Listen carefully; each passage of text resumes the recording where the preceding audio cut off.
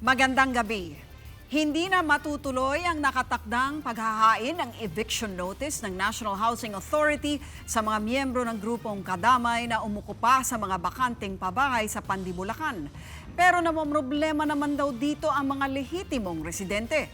Umaksyon si Mon Gualvez.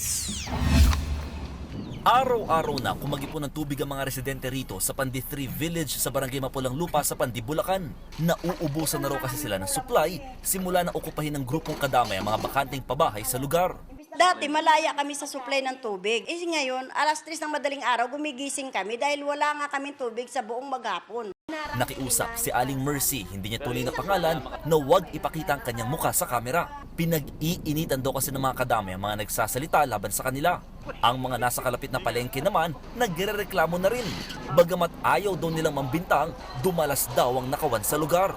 Yun nga po, kabubukas wala pang benta. Talaga namang sumasalisin na sila talaga. Ultimong kalan, yung tinira eh.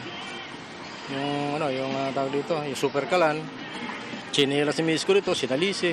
Kasi nung wala pa yan, hindi naman ganyan ang wala nagiging nakawan dito eh.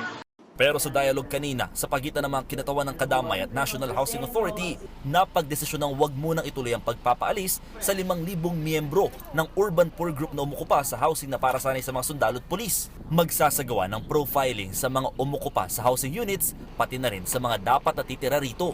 At sa Mayo at 30, pag-uusapan kung ia-award na lamang ng tuluyan sa kadamay ang mga unit na aayawan naman ng mga dapat na may-ari.